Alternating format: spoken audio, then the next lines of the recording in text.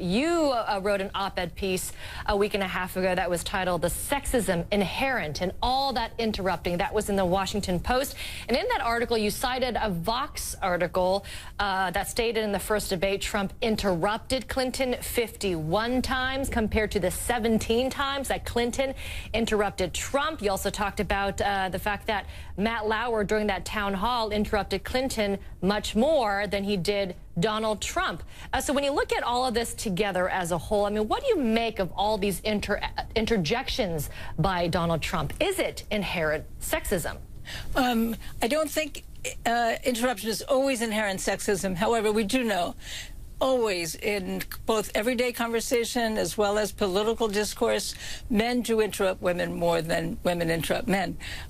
Someone had studied this with Margaret Thatcher. She was interrupted far more than any of her male colleagues or leading politicians. In fact, years ago, John McLaughlin had me on his show, and he had noticed that Eleanor Clift got interrupted far more than the other men on the show. So it does happen more. And women often are more likely to give way. And if they don't, then they can be seen as more aggressive, and that's a more negative thing among women. But not all interruptions are the same. There certainly are some conversations where you might talk along, and it's a way of showing how interested you are.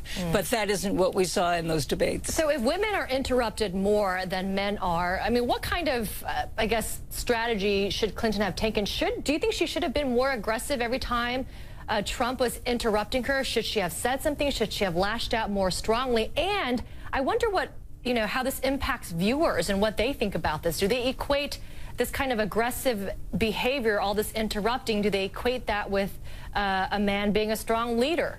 It does seem to be the case that most viewers are put off by the interruptions. And Clinton's not interrupting back as much definitely served her well. She came off from that first debate far more presidential than he did. Yeah, but I'm not saying about her interrupting him more, but do you think she should have confronted him more and, said, listen, you need to stop interrupting me? It seemed to work out quite well, actually. People were much more critical of him for doing that. And he must have heard that because he interrupted a lot less at the third debate.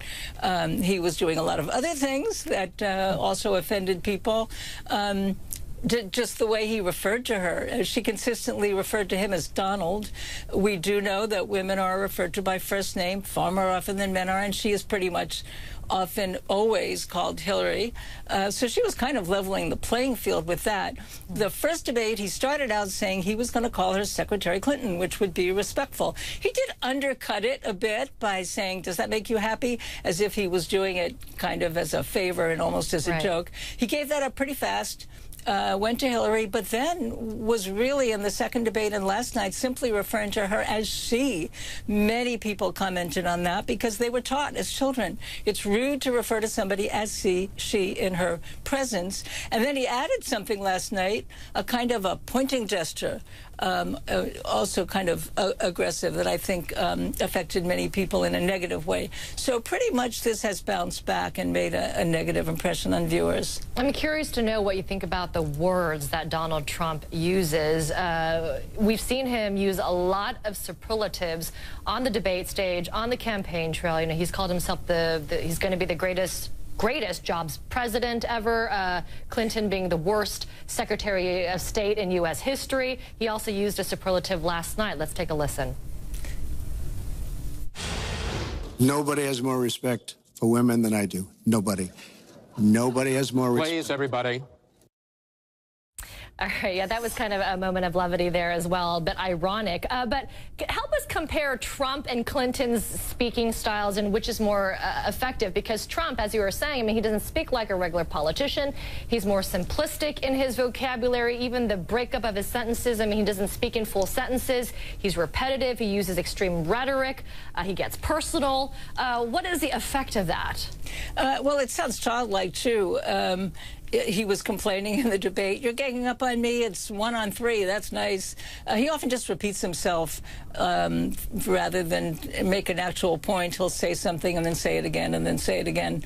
And as you say, it's often name-calling, whining kind of like a kid.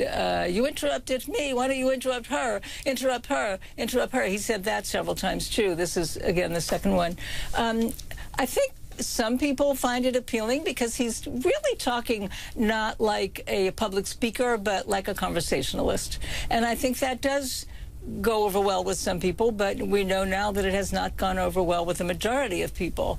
Clinton has a special challenge that she's facing because our expectations of how a leader should speak and our expectations of how women should speak they're at odds with each other. So smiling is a perfect example.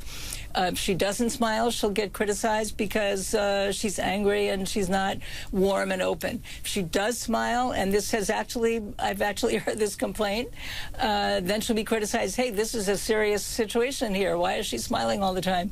So if she smiles, she's a good woman, but not a good public figure. Right. And if she doesn't, then it's the opposite. But for the most part, people have been favorably impressed. Yeah. And I think the net effect of her serious way of speaking, not self-deprecating as a woman might be expected to be, but people can see that she puts whole sentences together and knows what she's talking about, and her ability to not take the bait when he baits her and insults her, I think has really worked in her favor. You mentioned a good point, though. There seems to be this double standard with women, and we're going to have to leave it here. But just quickly, you know, I know that Hillary Clinton, you talked about this, gets a lot of scrutiny for shouting on the campaign trail, and she's been told that she sounds shrill. I know Trump said that about her, and then on the other hand, you hear Trump, who's, you know, raising his voice in many occasions, and it doesn't seem like he gets the kind of scrutiny that a woman would.